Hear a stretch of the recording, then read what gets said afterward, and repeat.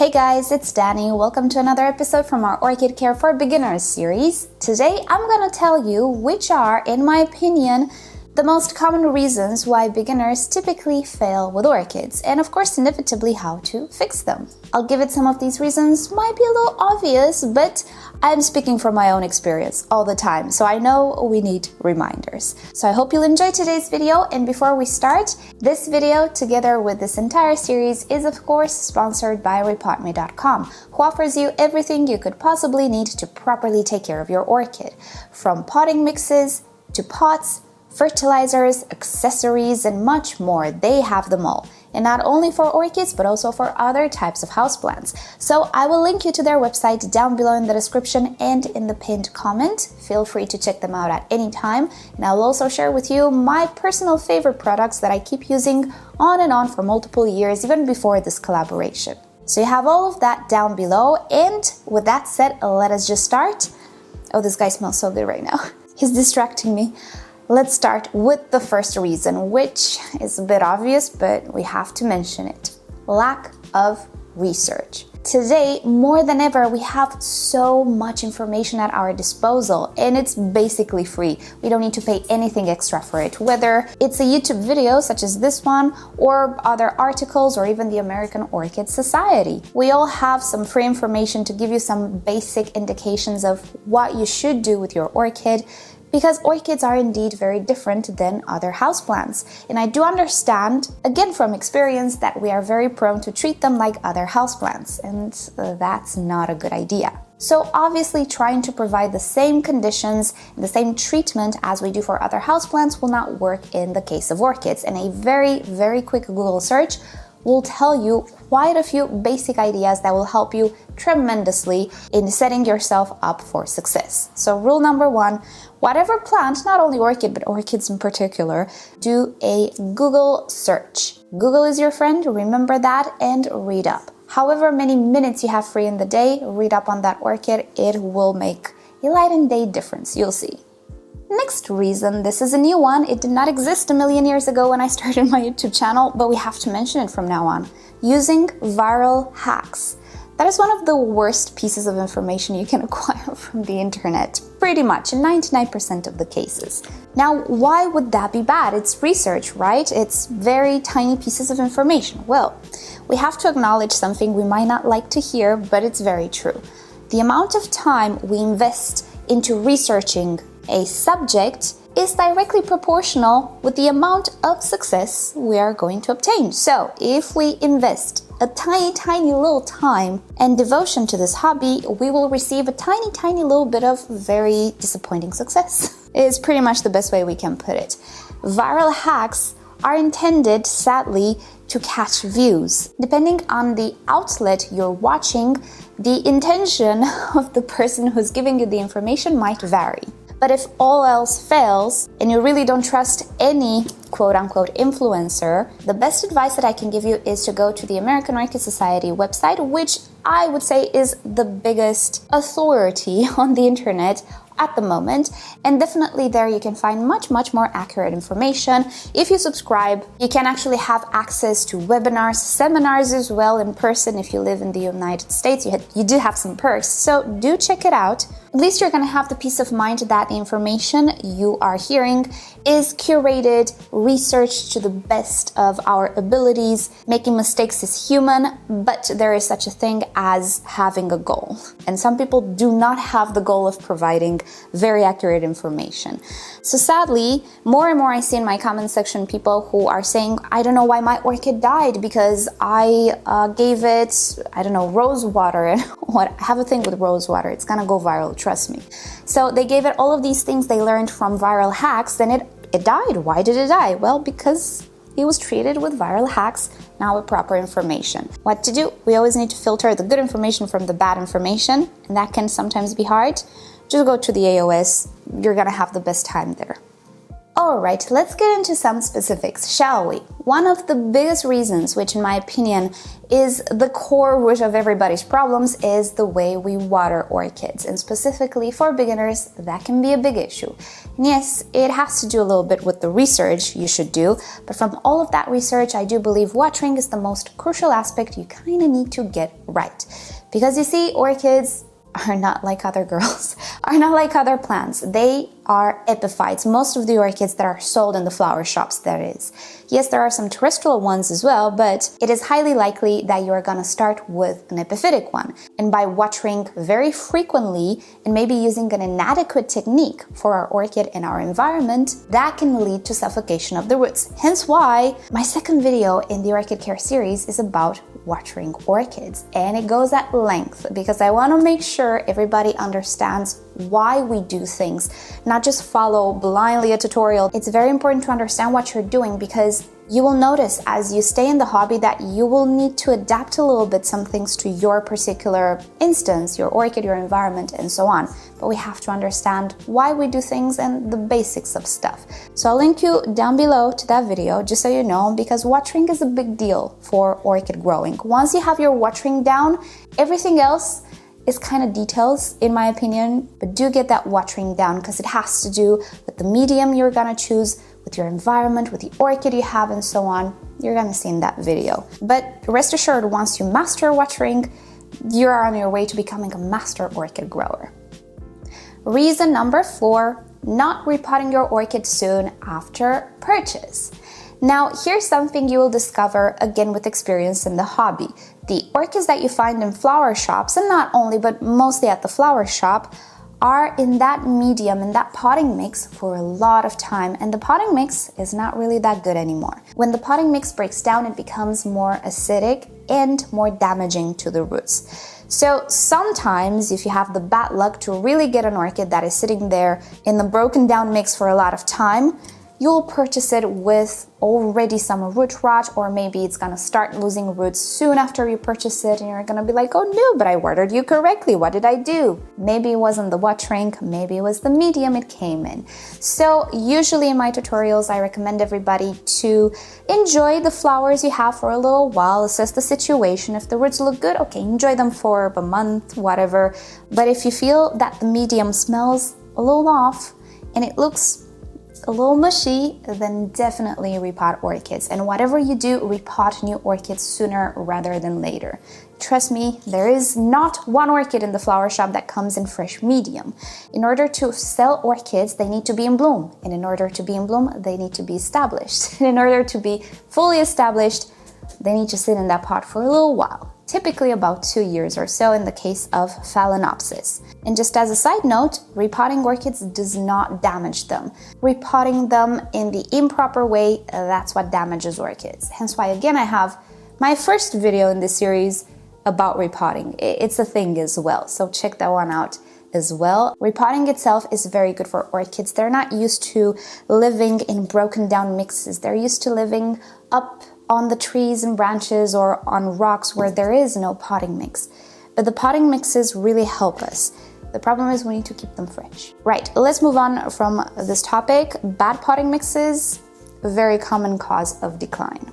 Next up, repotting, but not using adequate supplies. And by this, I don't mean the brand of supplies, but mostly the type of supplies you are using. If you're gonna repot your orchid in all-purpose potting mix for houseplants, that's not gonna go well with the orchid because it is an epiphyte. It needs a special type of medium that meets its needs and requirements, and soil is not it. Luckily for us, there are so many options on the market for quite good quality bark and sphagnum moss.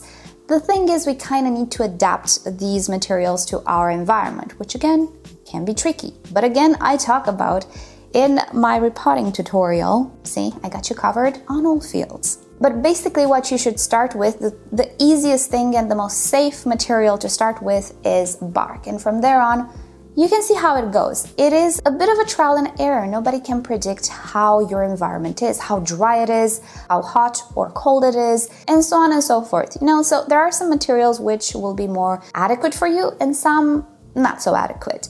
But definitely with bark, you have a baseline where you can determine if you need to add some more water-retentive materials or not. It's better always to stay on the drier side, the more aerated side, than the more humid side. Until you know what you're doing, don't play around with sphagnum moss way too much. There's a learning curve with that. But bark, chef's kiss is the best thing you can start with for a baseline.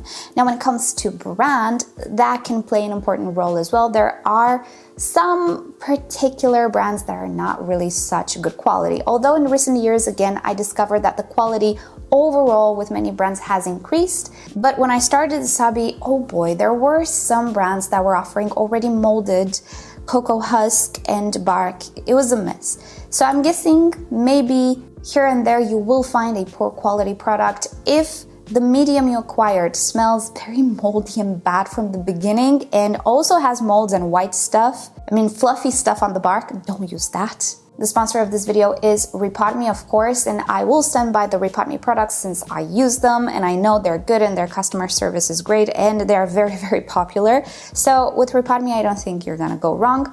But generally speaking, whatever types and brands you have in your area, they should be orchid intended, not general houseplant intended, because most houseplants are terrestrials. And no matter how aerated that soil is, it's still going to have very fine particles, which are no-no, generally speaking, with orchids. Also pots. At the flower shop, you'll find the normal, typical pot, I would say. Those might not be suitable for everybody, and it's much better to stay with an airy pot, with something that has side ventilation, with something that is transparent so you can check the roots, check the medium, and so on and so forth. For a beginner, this makes the difference, and these supplies might not be available at the flower shop, so you'll have to find them online or go to rePotme and get them from there. Bottom line, inadequate supplies can be the cause of demise with orchids, particularly if they are not orchid intended. Next up, overdoing it with supplies. You don't need to buy the whole department to take care of your orchid, and especially if you're a beginner, stay with the basics. A proper pot, proper potting mix, a proper fertilizer. If you don't have shears or something around the house, you can get that as well. But that is about it. That's what you should stick with at the beginning. You do not need bloom boosters, root boosters, organic, I don't know, insert magic potion that will make your orchid rebloom or something. You do not need all of that. Orchid mist, cleaners, you do not need those. Those can have a time and a place, but it's much, much better for you to use those products or to try them out when you already know what you're doing with your orchid. Sometimes these conditioners, I'm gonna call them conditioners, might have a little bit of an impact on the amount of blooms you're gonna get, the overall aspect of your plant. Yes, there are some products which are helpful indeed, but that's not what you need in the beginning, because if you overdo it with products and you don't really know how to properly use them, or if your orchid actually needs them, you can end up causing more problems. Let me give you an example. You want to foliar feed because you read somewhere that foliar feeding is necessary. P.S. It is not. I never foliar feed my orchids for the past 10 years. Do you see me having issues? No. Now, needing to do something and wanting to do something are two different things. But if you foliar feed your orchid incorrectly, you can directly cause crown rot and stem rot, and that's not a fun place to be in. So keep it simple at the beginning, and as you gather experience, try out other products. It's fun to try out and see comparison results, taking photos from 1 month to the other. It's very fun. Just don't do it at the beginning. After a year or so.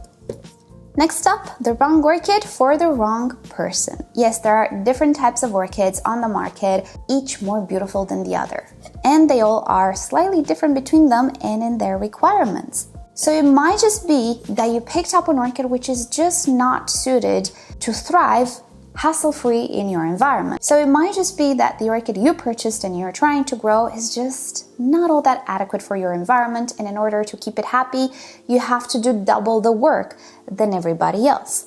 So, as I was saying in the beginning, research your orchid. The basic requirements. If you live in a very hot, dry climate and you're purchasing an orchid that likes cool, humid environments, then it's obviously going to be much harder for you to offer proper conditions, and you'll have less success because of that than other people, and it's not your fault. So for you, maybe orchids that are much more heat tolerant, such as cattleyas or vandas, are more appropriate. And vice versa, if you live in an area which doesn't really have a lot of sunshine that Cattleyas like, maybe you should go for something like a Paphiopedilum or even a Phalaenopsis, which really prefer lower light rather than the sun-loving Cattleyas. I think you're gonna have much more success with those than with the Cattleya. So I think you can see why I'm saying the wrong orchid for the right person. We're all the right persons to have orchids, aren't we? But sometimes the orchids we have are just not appropriate for our environment. Next up, having the bad luck of having a sick orchid to begin with. And of course, if you're a beginner, you don't really realize it. It happens a lot that when you go to the flower shop, you just buy an orchid based on the flowers. If you like the flowers, if the flowers look good, the orchid should be good, right? Wrong. That's not how it works with orchids. Sadly, orchids have a way of looking good without actually being healthy. And especially when it comes to their roots, effects take time to show with an orchid. Hence why sometimes maybe we're doing a lot of wrong things with our orchid, which slowly and surely destroy it, but we're not gonna see the effects until it's pretty much done, until the deed is done. So it happens a lot that you are purchasing a root-rotted orchid and you don't realize it, and after a while of having really pretty flowers, a week or two, they start to all fade, the orchid starts to become droopy, you water it more and more thinking, oh, you need to give it more water, but nothing is improving. Well, it can't improve because the roots are rotted. And that's not any of your doing, it is how you purchase it. It's really hard, even at the flower shop, for the people working there to determine which orchid is sick or not anymore. Many of them don't even know because they are not orchid growers, so they assume that if the flowers are okay, the orchid should be okay as well, right? Well, wrong, and that's just something which happens. So I do have a video again in which I tell you how to choose a healthy orchid. I'll search it and I'll put it down below, I think in this series as well. But pretty much when you purchase an orchid for the first time, you should be a little careful which one you choose. Try to make sure that the mother orchid is okay because the flowers are really not a good indication for health. And the last reason, I agree, a little bit more abstract, but think about it, okay? The last reason is being impatient and focusing too much on reblooming the orchid or blooming the orchid. Yes, this is the final reward. We all like blooms. I do too. I love blooming orchids. But here's the thing, in order to have very healthy and beautiful blooms, we need to have a very healthy and strong orchid. The mother plants themselves should never ever be second place to the blooms. And P.S. the fact that an orchid has blooms or not is not reflective of its state of health. The healthiest orchids are the ones that don't have blooms because blooms consume a lot of energy. But the reblooming process and the quality of blooms are a clear indication of the quality of life of your orchid. So in all of my experience on YouTube, I have more comments on how do I make my orchid rebloom and what type of treatments I did to my orchid to rebloom and so on and so forth, which shouldn't be like that. We should first focus on the health of the orchid and then focus on the blooms. All orchids have the potential to rebloom if we give them the proper conditions. And moreover, many orchids have particular seasons, so they will not bloom when we want, they will bloom when they are genetically programmed to bloom. And one of those orchids is the Phalaenopsis. And yes, Phalaenopsis can definitely send side branches from the same flower spike. They can bloom for a year or two, but the typical blooming season for Phalaenopsis is late winter or spring. So whenever we cut flower spikes on these orchids, we are offering a clean vegetative season. And then in the autumn, new flower spikes should be produced if we care for the orchid properly. And that is, let's say, a more natural, in my opinion, and healthy approach to reblooming orchids rather than trying to offer all of the bloom boosters or trying to initiate secondary spikes by always cutting above nodes and keeping orchids cool and so on. That's a whole different story. Don't be impatient with them. Sometimes it's just not the right season for the orchid, but also check out tutorials and articles and so on to see how to rebloom certain orchids. With Phalaenopsis, there's a trick, and I'll link you to it down below, but do not abuse this. Everything that is good, if it's done excessively, it stops being good, even blooming your orchid. Just keep a balance in everything and always prioritize the health of the orchid, and you should be good sustainably and for years to come, not just for this year, not just for now, not just for the viral hack you might have seen on TikTok. All right, so with that said, I think it's time to end. These are the major, I think, reasons why usually beginners fail with their orchids. Thank you so much for watching. Thank you, rePotme, for sponsoring yet another episode from the series. Don't forget to check out my second channel for aquarium stuff if you're into that. It's linked down below in the description. And for orchid stuff, subscribe to this channel. I post regularly. And with that said, I'll see you all next time. Bye!